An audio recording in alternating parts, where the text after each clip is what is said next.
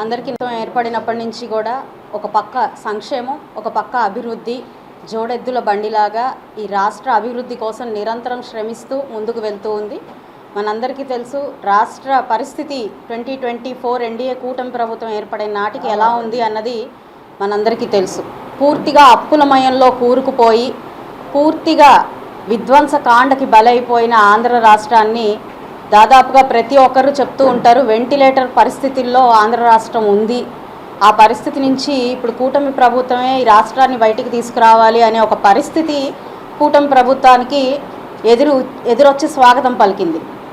అలాంటి పరిస్థితిలో నుంచి నేడు కూటమి ప్రభుత్వం తీసుకుంటున్న అనేక స్టెప్స్ కావచ్చు, పాలసీలు కావచ్చు, లేదంటే ఎక్కడ పథకాలను విస్మరించకుండా పథకాల్లో కూడా ఎంతో పురోగతి తీసుకొస్తూ ముందుకు వెళ్తున్న విధానం, ఇచ్చిన ప్రతి హామీని తీర్చుకుంటూ వెళ్తున్న విధానం ఎంతో అభినందనీయం, హర్షణీయంగా చెప్పచ్చు.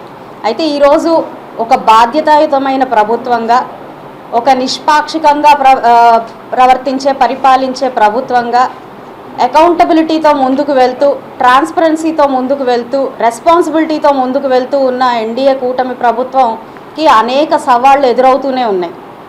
మరి మనకి కేంద్ర ప్రభుత్వం నుంచి వస్తున్న ఆశీర్వాదం వల్ల, అర్థం చేసుకునే తత్వం వల్ల, నేడు చంద్రబాబు నాయుడు గారి విజనరీ యాక్ట్ మీద ఉన్న నమ్మకం వల్ల ఈరోజు రాష్ట్రంలో పెట్టుబడులు కానివ్వండి, లేదంటే అర్ధాంతరంగా ఆగిపోయిన అమరావతి, పోలవరం లాంటి విషయాలు కానివ్వండి, ఈరోజు ముందుకు వెళ్తున్న పరిస్థితి కనపడుతుంది.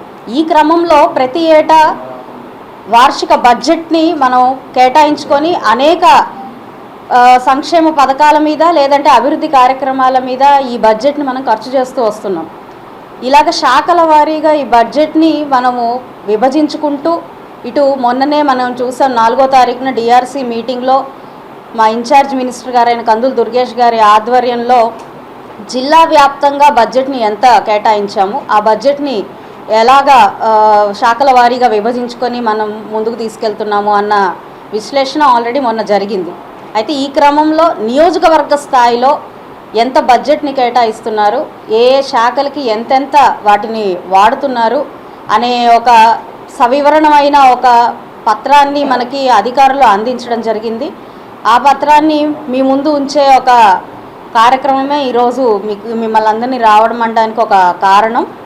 దాదాపుగా వెస్ట్ కాన్స్టిట్యుయెన్సీకి 406 కోట్లు కేటాయించడం, వివిధ శాఖలకి ఆ అమౌంట్ని డిఫరెన్షియేట్గా దాన్ని పంచడం జరిగింది. అందులో భాగంగానే ఆ అమౌంట్ ఏ శాఖకి ఎంత ఇచ్చారు అన్న దాని ప్రకారం ఈ సంవత్సరం ఖర్చు చేయబోతూ ఉన్నాం. ప్రతి శాఖలో కూడా చాలా సమస్యలు ఎదురొస్తూ ఉన్నాయి. ఆ ఎదురొచ్చే సమస్యలన్నిటికీ కూడా ఈరోజు 1 by 1 ఫేజ్డ్ బై ఫేజ్గా ప్రయారిటీస్ని ముందు పెట్టుకొని పరిష్కరించే ప్రయత్నం చేస్తూ ఉన్నాము. ఈ సంవత్సరం, వచ్చే సంవత్సరం కూడా ఇలాగే మరికొంత బడ్జెట్ని పెట్టుకొని చేసే ప్రయత్నం చేస్తాం. అయితే మనకి ఇది ప్రభుత్వం నుంచి అందిస్తున్న సహకారం. మనకి కార్పొరేషన్ లిమిట్స్లో వెస్ట్ కాన్స్టిట్యుయెన్సీ పూర్తిగా కార్పొరేషన్ అయినప్పటికీ, కార్పొరేషన్ నిధులతో ఈ నియోజకవర్గాన్ని మనం అభివృద్ధి చేసుకోవాల్సిన పరిస్థితి ఉన్నప్పటికీ మనకి పెద్ద డ్రాబ్యాక్ ఏంటంటే సెల్ఫ్ సఫిషియెంట్గా ఉన్న కార్పొరేషన్ అయినా కూడా దాదాపుగా 500 కోట్ల రూపాయలు ఈ కార్పొరేషన్లో ఉంది అని నమ్ముతూ వచ్చాం. కానీ అది గత పాలకుల నిర్వాహకం వల్ల దాన్ని కంప్లీట్గా CMFSకి డైవర్ట్ చేయడం వల్ల అది మనకి తిరిగి రాదు అనే ఒక చేదు నిజాన్ని కార్పొరేషన్ వాళ్ళు తీసుకోవాల్సి వచ్చింది. అది చాలా తీవ్రమైన బాధాకరం. మేము కూడా మొన్నటిదాకా ఆ అమౌంట్ వస్తుంది, ఇక్కడ చాలా మిగిలిపోయిన మౌలిక వసతులు కానివ్వండి, ఎందరో కమ్యూనిటీ హాల్స్ అడుగుతున్నారు, లేదంటే కొన్ని ప్రామిసెస్ చేస్తున్నాం ఎలక్షన్స్లో, వాటన్నిటికీ ఒక సమాధానం ఇవ్వచ్చేమో అని అనుకున్నప్పటికీ కూడా నేడు ఆ పూర్తిగా 500 కోట్లు ఏవైతే ఉన్నాయో అవి మనవి కాదు, మావి కాదు అని తెలిసింది. అయితే ఇక కార్పొరేషన్కి వచ్చేది ఇటు పన్నుల ద్వారా, లేదంటే అటు వసూళ్ల ద్వారా వచ్చే ఏదైతే అమౌంట్ ఉందో అది దగ్గర 100 కోట్లకు మించి లేదు. ఇప్పుడు ఈ 100 కోట్ల అమౌంట్ గత 2 సంవత్సరాలుగా పనులు చేస్తున్న కాంట్రాక్టర్లకు చెల్లించాల్సిన అవసరం ఉంది, జీతభత్యాలు చెల్లించాల్సిన అవసరం ఉంది, ఇక్కడ ఉన్న కొన్నిటి మీద వాటిని స్పెండ్ చేయాల్సిన అవసరం ఉంది. అయితే ఇక మిగిలే అమౌంట్తో మనం ఎంతవరకు, ఎంత మేరకు పనులు చేయొచ్చు అన్న దాని మీద దృష్టి పెట్టాలి. మనకు ROB కూడా ముందుకు తీసుకెళ్లాల్సిన అవసరం ఉంది. కాబట్టి వీటన్నిటిని దృష్టిలో పెట్టుకొని మిగులుతున్న ఆ మొత్తాన్ని రానున్న రోడ్లకో, డ్రైన్లకో, లేదంటే ఎలక్ట్రిసిటీకో వాడాల్సిన పరిస్థితి ఉంటుంది. ఇక మిగతా వాటి మీద మనకు కావాల్సిన విషయాల మీద ఫోకస్ చేయాలి వాటికి నిధుల్ని ఖర్చు పెట్టాలి అని అంటే గవర్నమెంట్ని ఆశ్రయించాల్సిన పరిస్థితి ఉంది. కాబట్టి ఈరోజు బడ్జెట్ ప్రకారంగా మన నియోజకవర్గానికి 406 కోట్లు వివిధ శాఖలకి స్ప్రెడ్ చేస్తూ ఇవ్వడం జరిగింది. అయితే రేపు నాడు సీఎం గారి రివ్యూ, డిస్ట్రిక్ట్ రివ్యూ జరగబోతోంది. ఆ రివ్యూలో మన కాన్స్టిట్యున్సీ నుంచి ఏం కావాలి అని అడిగినప్పుడు ప్రధానంగా ఒక 5 అంశాలని మేము వారి దృష్టిలో పెట్టబోతున్నాము.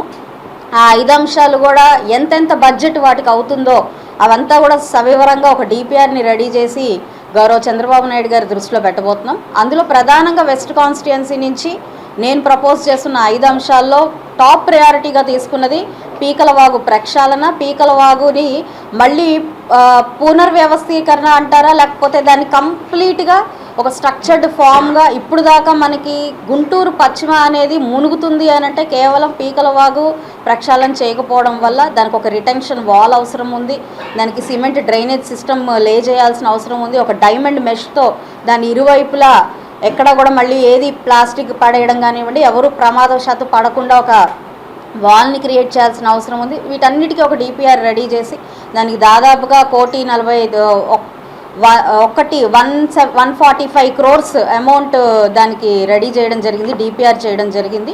కాబట్టి ఇలాంటి పెద్ద మొత్తాలన్నీ కూడా గౌరవ చంద్రబాబు నాయుడు గారి దృష్టిలో పెడితే వారు దాన్ని సవివరంగా ఆలోచించి దాన్ని సుముఖత చూపిస్తే ఖచ్చితంగా దానికి ఒక పరిష్కారం వస్తుంది.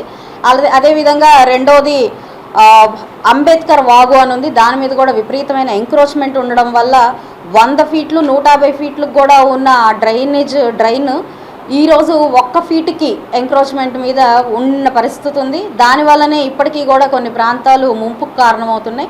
దానికి కూడా ఎన్యూమరేట్ చేసి ఎంక్రోచ్మెంట్స్ అంతా రిమూవ్ చేసి దాన్ని మనం స్ట్రీమ్ లైన్ చేయాల్సిన అవసరం ఉంది. ఇవి 2 ప్రధాన అంశాలు. అయితే మూడోది పీవీకే నాయుడు మార్కెట్. మరి ఎప్పటి నుంచో పీవీకే నాయుడు మార్కెట్ ఒక ఆదరణకు లేకుండా, ఒక అభివృద్ధికి లేకుండా అక్కడ ఉన్న వాళ్ళందరూ కూడా చాలా షాపుల్లో వాళ్ళందరూ ఇబ్బంది పడుతూ ఉన్న పరిస్థితి గమనిస్తూనే ఉన్నాము.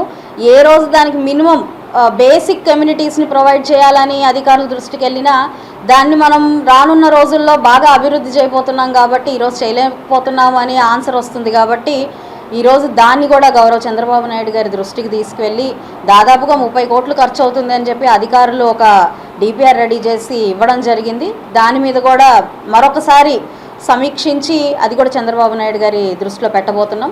ఇక మరో అంశం వచ్చి బీసీ భవన్ గురించి ఎన్నాళ్ల నుంచో మరి కృషి చేస్తూ ఉన్నాము. ఇటీవలే అసెంబ్లీలో కూడా గౌరవ మంత్రివర్యుల దృష్టిలో కూడా తీసుకెళ్లడం జరిగింది. ఇక్కడ వెస్ట్ కాన్స్టిట్యున్సీలో బీసీలు అధికంగా ఉన్నారు. బీసీల ఆకాంక్షగా ఆత్మగౌరవంగా బీసీ భవన్ నిలబడుతుంది కాబట్టి దాన్ని సత్వరమే పూర్తి చేయాలి. దానికి కూడా దాదాపుగా ఆనాడు 5 కోట్లతో శంకుస్థాపన చేసుకున్న బీసీ భవన్ నేటికి రివైజ్డ్ ఎస్టిమేషన్స్తో 10 కోట్లకు చేరింది. కాబట్టి మళ్ళీ దాన్ని కూడా గౌరవ చంద్రబాబు నాయుడు గారి దృష్టిలోకి పెట్టి సత్వరమే వీటన్నిటి మీద ఒక పరిష్కారం తీసుకొచ్చి ఇవన్నీ నా నియోజకవర్గంలో అయ్యేలాగా నేను చేయాలి అని చెప్పి వారి దృష్టిలో పెట్టాలనుకున్నాను. మరొక అంశం అంబేద్కర్ భవన్. ఈ 5 అంశాలు. అంబేద్కర్ భవన్ కూడా మరి ఇప్పుడున్న పరిస్థితుల్లో 18 కోట్లు దానికి ఖర్చు అవబోతున్నాయి. 3 అంతస్తుల బిల్డింగ్, అది కూడా ఎప్పటి నుంచో నిరాదరణకి అది కూడా మిగిలిపోయి ఉన్నది. దాన్ని కూడా సత్వరమే బాగు చేయాలి అని చెప్పి ఆకాంక్షిస్తూ ఈ 5 అంశాలు టాప్ ప్రియారిటీగా రేపు గౌరవ చంద్రబాబు నాయుడు గారి రివ్యూ మీటింగ్లో మేము పెట్టబోతూ ఉన్నాం. వీటిల్లో ఏ 1, 2 మాకు ఆయన సానుకూలంగా స్పందించి అందజేసినా కూడా ఈ సంవత్సరంలో వాటి మీద పనులు స్టార్ట్ అవుతాయని ఆశాజనకం వ్యక్తం చేస్తున్నాను. అయితే ఏదేమైనా కూటమి ప్రభుత్వం ఇటు సంక్షేమానికి ఇటు అభివృద్ధికి కట్టుబడి ఉంది అని చెప్పడంలో ఇదే నిదర్శనం. ఎందుకంటే ఈరోజు సంక్షేమ పథకాలకు కూడా మీకు సవివరంగా మా గౌరవ ఓబులేస్ గారు అసిస్టెంట్ కమిషనర్ గారు ఉన్నారు. సవివరంగా వేటికి ఎంత ఖర్చు మనం ఈ పశ్చిమ నియోజకవర్గానికి ఇటు సంక్షేమానికి ఇటు డెవలప్మెంట్కి ఖర్చు చేస్తున్నామో ఆయన మాటల్లో మనం తెలుసుకుందాం. కాబట్టి ప్రస్తుతానికి సెలవు. ప్రతి ఒక్కళ్ళకి కూడా ఈ బిల్స్ అనేవి చెల్లింపులు జరుగుతున్నాయి. ఆ వర్క్స్ తాలూకు అవి నడుస్తూనే ఉంటాయి.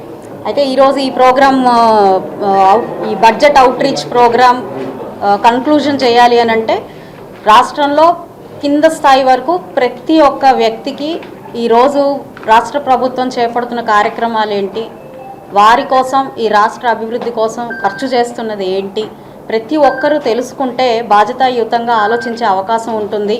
లేదంటే కొంతమంది నిందారోపణలు చేస్తూ ముందుకెళ్లే పరిస్థితి ఉంది. కాబట్టి వాటి ఉచ్చులో పడకుండా ప్రతి ఒక్కరూ తెలుసుకుంటే వారికి అర్థమవుతుంది ప్రభుత్వం ఎంత కష్టపడుతుంది ప్రజల కోసం అన్న విషయాన్ని ప్రతి ఒక్కరికి తెలియజేయాలన్న ఒక సత్సంకల్పంతో ఇందాకే చెప్పినట్టు ఎన్డీఏ కూటమి ప్రభుత్వం ట్రాన్స్పరెన్సీతో, రెస్పాన్సిబిలిటీతో, అకౌంటబిలిటీతో పరిపాలన సాగిస్తుంది. కాబట్టి ఇవి తెలుసుకోవాల్సిన అవసరం ప్రతి ఒక్క ఆంధ్ర రాష్ట్ర ప్రజానీకానికి ఉంది అన్న ఒక సత్సంకల్పంతో ఈ యొక్క డిజైన్ చేయడం నాకు తెలిసి ఇదే ఫస్ట్ అండ్ ఫార్మోస్ట్. ఇప్పటిదాకా ఎక్కడా కూడా కాన్స్టిట్యున్సీ లెవెల్లో బడ్జెట్ని ఎలా అలొకేట్ చేశారు, ఎలా ఖర్చు పెట్టబోతున్నారు అన్నది ఇంత ఓపెన్గా పబ్లిక్గా చెప్పిన పరిస్థితులు ఎక్కడా లేవు.